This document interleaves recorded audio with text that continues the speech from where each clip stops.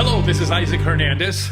I'm Holly McClure. And this is Faith on Film, a program designed to keep you aware and informed on everything that's happening in the world of faith and family entertainment. Holly, how are you doing today?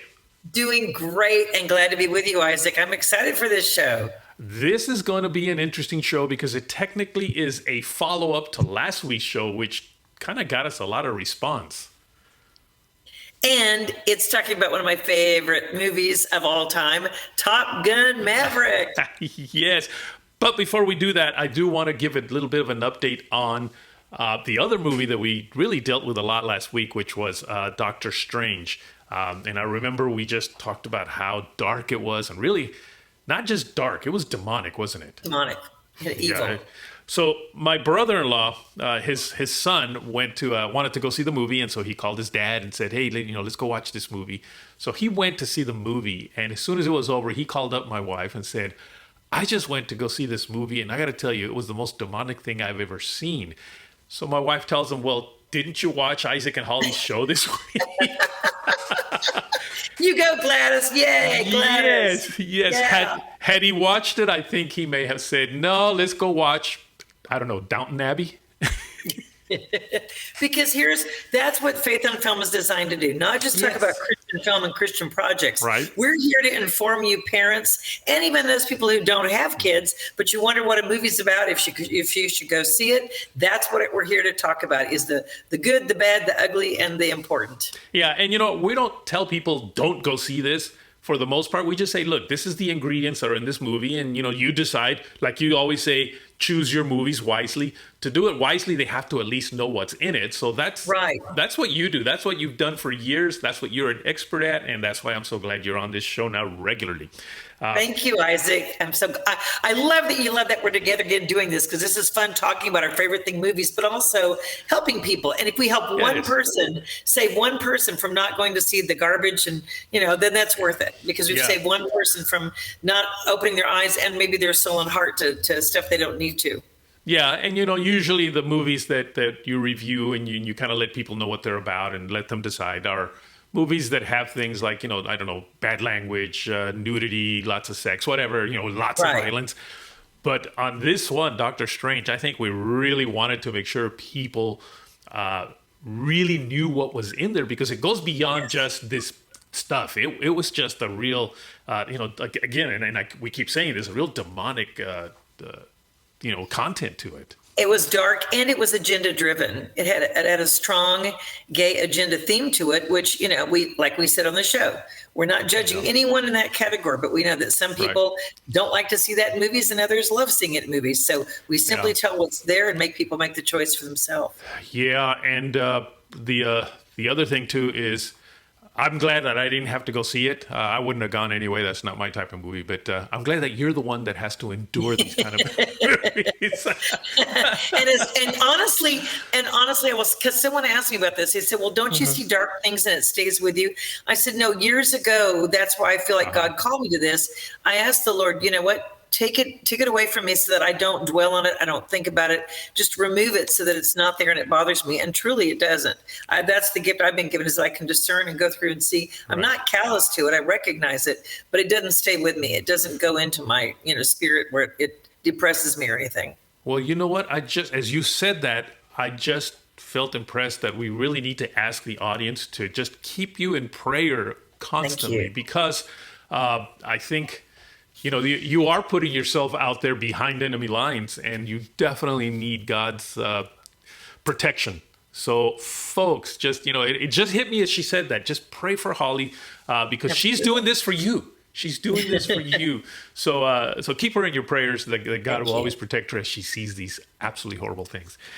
But I'm so glad. And then there's the good things. There are the good things. And there's one that apparently everybody's talking about it, aren't they? We talked about it a little bit last week, but man, it has really taken off. It took off over Memorial Day weekend and is still going strong. And it's the movie that all America's talking about. Have you not heard someone talk about Top Gun Maverick? I don't know. It's like everyone's talking about it, and with good reason. I think we've got a trailer, or my review, don't we? We have your review. Let's start off with that, and then we'll come back and talk about it, because I think there's lots to talk about. This is Holly on Hollywood. Hi, I'm Holly McClure with a Holly on Hollywood movie review. Let's take a look.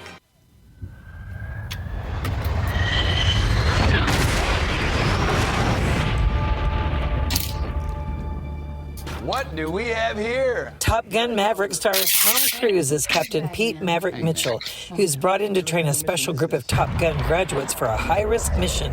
Among the pilots is Lieutenant Bradley Rooster Bradshaw, son of Goose, Maverick's former co-pilot, who tragically died. Maverick must now find a way to resolve the past and protect Rooster for the sake of his safety and the group's future. Val Kilmer stars as Admiral Tom Iceman Kazansky, and Miles Teller stars.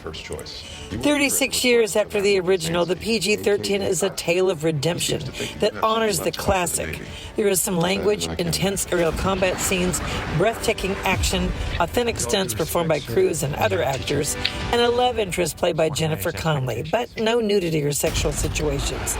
The story focuses on Maverick's years of experience, knowledge, and humble attitude that at first are challenged by the young and overly confident pilots, but soon all come to respect, admire, and learn from Maverick, including Rooster. I love this sequel even more than the original. I laughed, cried, grieved, and cheered at the climactic ending. This is a movie Americans are flocking to. It feels good to cheer for our brave men and women in uniform and once again see America victorious in fighting for freedom. I'm happy for Tom Cruise and grateful that once again he's given us the need for speed.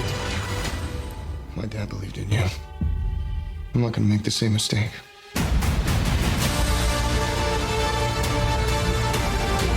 Someone's not coming back from this.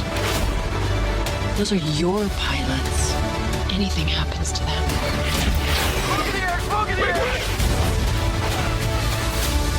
You'll never forgive yourself. No turning back now. Come on! Jeez! Having any fun yet?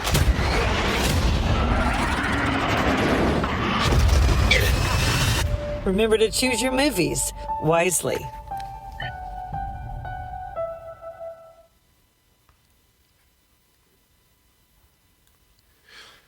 Wow. I've already been to see it twice. Twice? Yes, I went with my family. Okay. So good. So let me tell you here a quick story. You remember last time we talked about that I needed to go see Downton Abbey and then, of course, Top Gun. Yes. So my wife dying to go see Downton Abbey. We went to see Downton Abbey, and yes, we enjoyed it.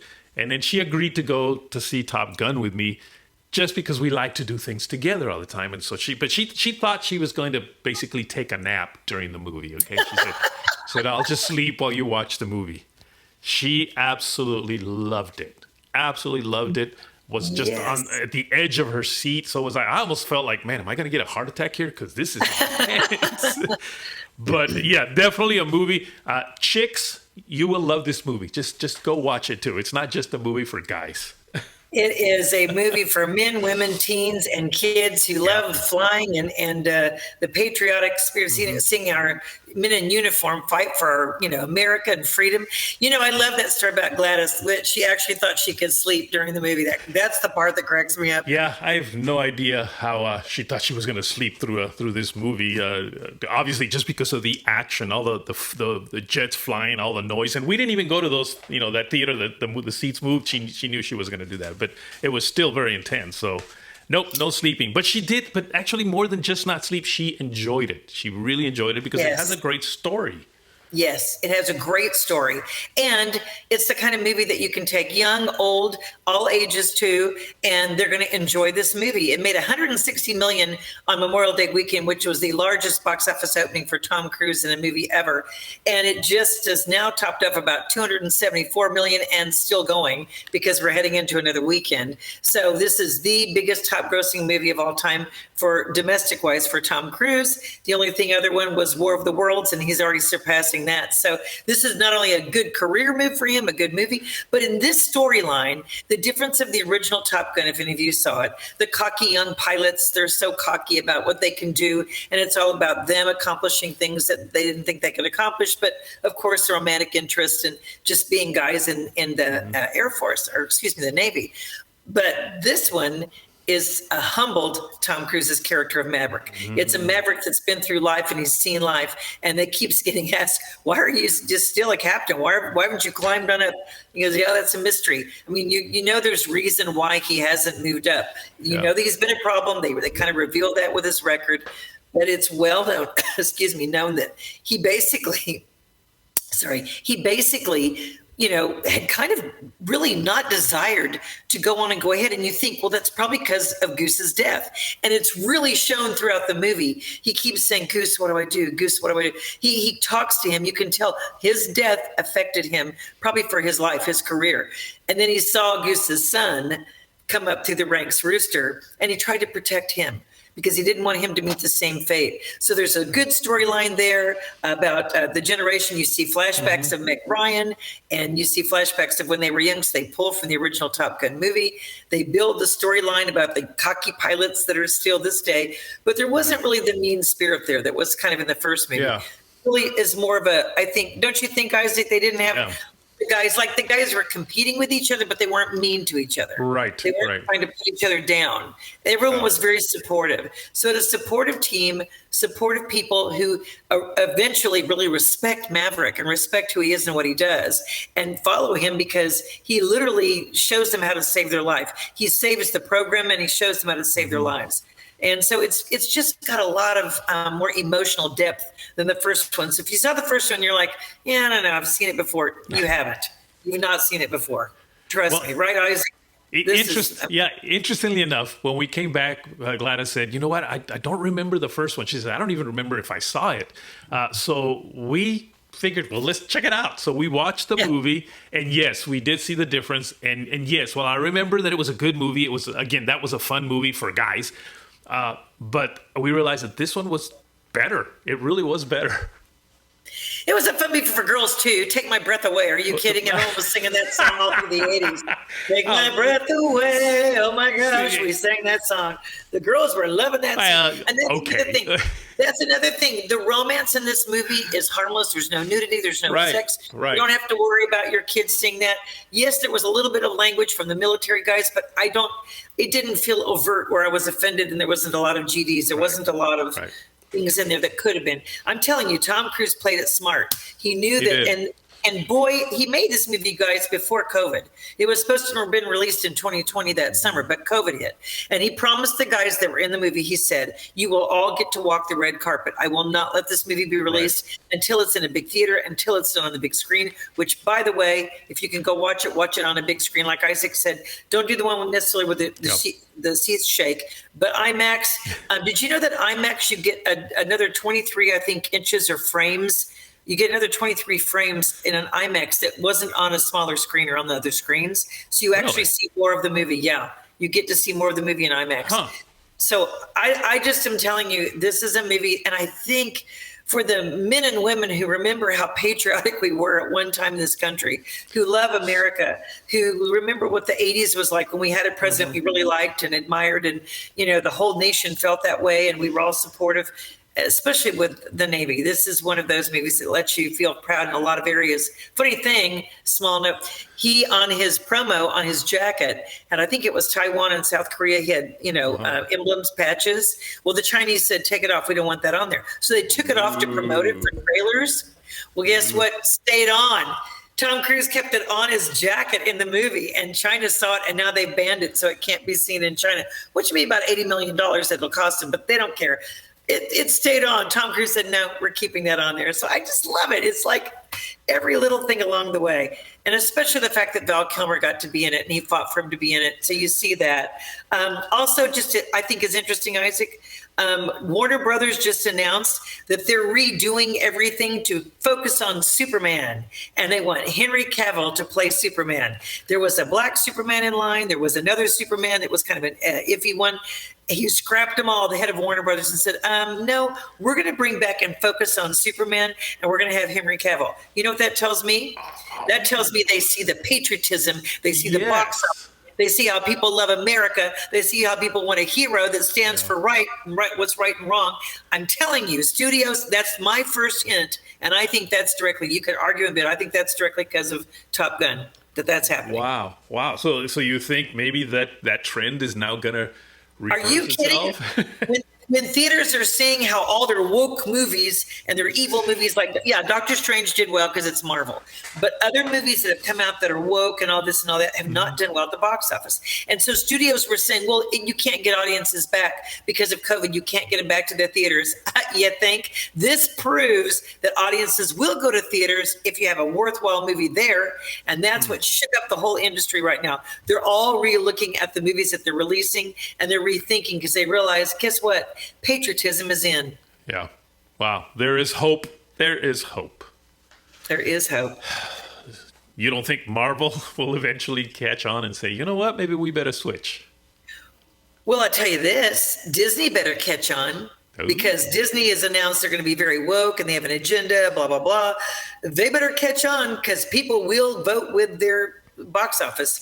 They showed that they'll do it for this movie and what they won't do for others' movies. And so, yeah, I think it's gonna be a backlash against them. I really do. Now, last week you mentioned something about Val Kilmer, being in the movie, and how Tom said he wouldn't do the movie unless Val was in it. But I guess somebody at Paramount or the producer or something didn't really want to bring him in because he has cancer. But what can you tell us about that?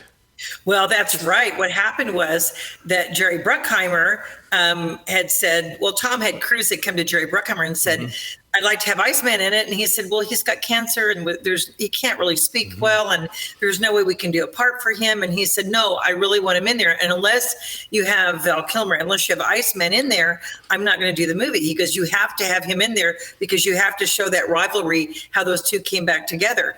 And he said, well, so they said, okay, well, we're working into the script. So then they worked it into the script where he's an admiral now. And the irony is, or the sweet, I guess, the piece de resistance is that the admiral insists that Maverick is the only one that can come back and train the Top Gun guys. And so he has to come back to be able to train those guys in Top Gun, and he's the only one that can do it. So I think that the very tribute he gave to Bruckheimer to have Val Kilmer be in it, was what they used as his character. And actually the line that he speaks in the movie, it's very touching, but they rehearsed a few and then they had another guy do a line too, because it was so hard for him to speak. But he was so proud to be in it and proud to do it. And you cannot watch that movie. I know you mentioned you were very touched by it. You cannot watch it and not be teary-eyed. Exactly. And I was going to say, because I knew that, now maybe if people don't know that, it won't be as impactful, but because I knew that whole background story, it just was such a touching moment. First of all, to see how he was talking by writing and how they wrote that in, that he would write his words on the computer, but then to actually get up and do his best to at least, say a few words. I thought that was, I teared up. I really did. Yes. And then he says, who's the better pilot? And then Tom Cruise says, we had a good moment. Let's keep this a good moment. It was fun. There's a little lighthearted levity at the end of it, where you kind of like, oh, that laugh and chuckle. It was just so sweet to know that. And he fought hard to get him in the movie. He did. And this speaks a lot to the character of Tom Cruise, doesn't it? I think it does. I really think it does. And, I like to ask people to pray for him. He's in Scientology, and he is steeped in Scientology. I mean, they basically own his career and own his business. Right. So you think, oh, well, what's the point?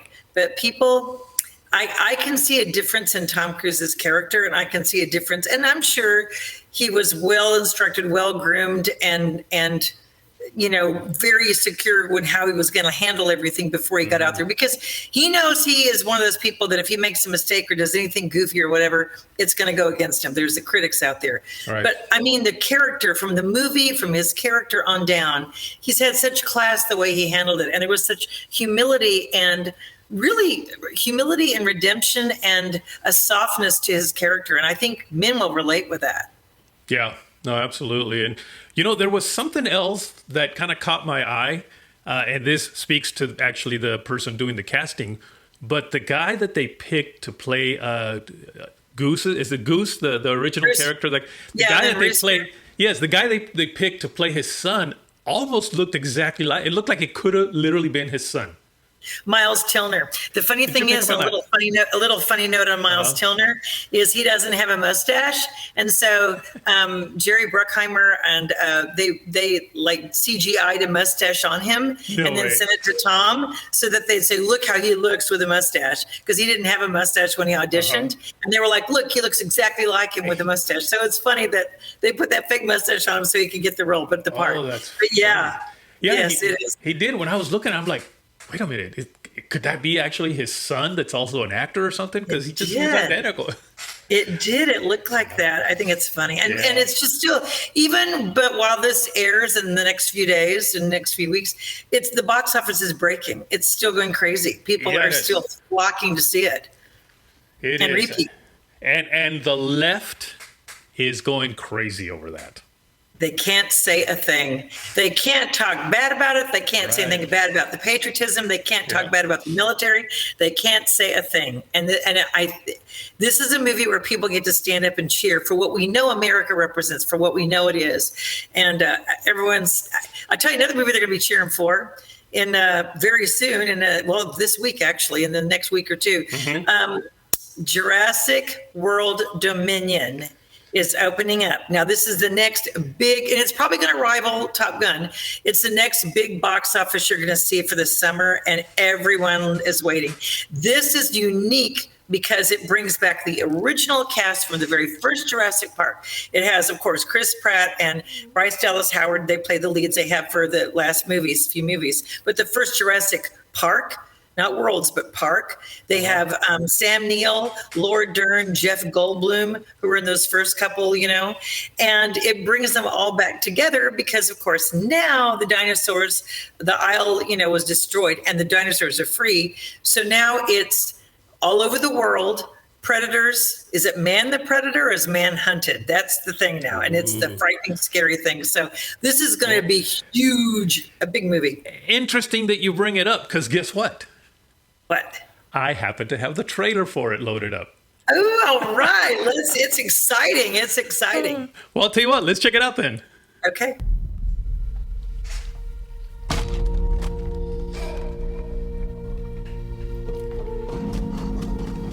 Blue had a baby. That's impossible. Hey, girl. You look just like your mother.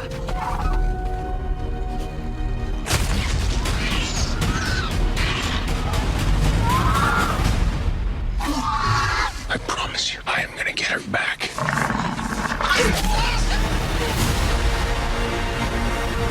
Genetic power has now been unleashed. We made a terrible mistake. The doomsday clock might be about out of time.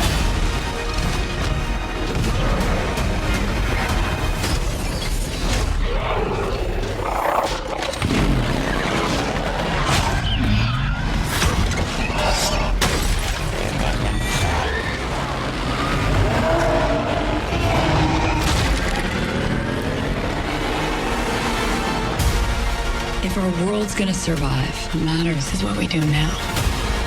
I could use your expertise. You coming or what? A baby raptor? I made a promise we would bring her home. You made a promise to a dinosaur. Yeah. What? Everybody hold on to somebody.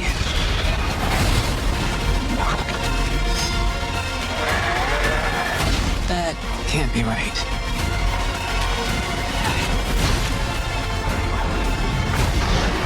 What is that? Biggest carnivore the world has ever seen. Run! See? Not so bad.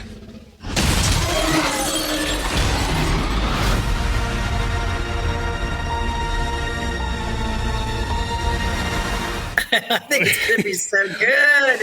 I can't wait. Okay. And you know what? I want to talk to you. I want people to support this movie. I know it may have some language, may have some stuff I haven't seen it yet, but Chris Pratt is a Christian, and he is a real Christian in the industry, and he professes his faith, and he's bold about it, and he's taken a lot of criticism and a lot of heat. The left tried to literally get him off of movies, and people like, yeah, no, I'm sorry, he's popular, and we're not going to get rid of him, but please support for him because he is a good Christian. Now, before people get their laptops out and start getting ready to write us an email here, this movie doesn't look like it's intended for kids, right? Unless your kids like to be scared to death of giant dinosaurs eating people. I don't know. I would think not. My parental guidance is no. It is, I'm sure, a PG-13 and a pretty hard PG-13. People don't pay attention to that rating, but it's there for a reason. So I'm sure it's a PG-13. And it may have some language. Like I said, folks, we're prepping you for what's coming because it's going to be the next big thing. But We'll see it in the next week when we review. We can talk about it because I will have seen it by then and give it a personal endorsement. But I did say go see it if you're going to go see it because Chris Pratt's a Christian and I really admire him. Yeah. And he has his boundaries of what he'll do now in films for language and things like that. So I don't know. I just enjoy him and I enjoy watching him. But I think it looks like a fun movie, fun to be scared. It does. But Isaac, I'm amazed how many parents bring kids to these kind of movies. I'm always forever shocked when I look around and I see them like, are you crazy? You're bringing 5 and 6-year-olds, even to the previous ones. And that would have scared me to death at 6 or 7 or 8 years old, you know, but I don't know. Well, yeah. I mean, I remember being super scared the first time I saw The Birds. Remember that movie? Yes. I was so scared of birds after that. But yet, again, those movies didn't really have anything that is objectionable to us as Christians. Remember how scared everyone was of Jaws? It came out in the summer, I think, of, 72 or 73? Yeah. Everyone was people wouldn't go in swimming pools because they were afraid of sharks, you know what I mean? And it was like, including me. And people go, da-da, and you would hear water and people flipped out. So, I mean, that we as a nation, we hadn't seen anything like that. The movie audiences had not seen that kind of the way he shot it, Spielberg shot it. Yeah. So we've come a long way since then, but well, I can't wait. I can't wait for you to go look at this movie and then bring us your review and let us know kind of what's in there so that, again, our parents can make their movie choices wisely. Exactly. Oh, well, it's been fun. By the way, folks, we will have interviews with some of the Christian filmmakers as well. There's just so much going on out there right now that is good in the film industry. We hadn't seen that in a long time. These movies like Top Gun, which are which again, the patriotism that is bringing back. So we just want you to know about all these. But we'll also be interviewing some Christian filmmakers and telling you all about the Christian films. Right, Holly? Absolutely. Actors, actresses, and people in the industry. We've got some lined up. It's going to be fun. Amen. Keep watching. Absolutely. And don't forget, you can watch some more shows on YouTube. Just go to Faith on Film TV on YouTube, and you'll be able to catch a lot of the past shows. And if you want to write us, just write us at faithonfilmtv@gmail.com. That's faithonfilmtv@gmail.com. And you can always follow us on Facebook, Instagram, and Twitter at Faith on Film TV. And please like us. Please like us on YouTube so we can get more subscribers. Please click the subscribe button. We need to get our viewership up on YouTube. So please do us a favor and do that. Thank you, Holly. And again, thank you again. Look forward. By the way, we have a big announcement coming up for you, maybe on the next show or the one after that, don't we? We did. Exciting new announcement. We won't say anything yet, but it's coming. So everybody stay tuned for those shows. All right? It's huge. All right. Folks, see you next week. Thanks, Isaac. You bet. See you next week.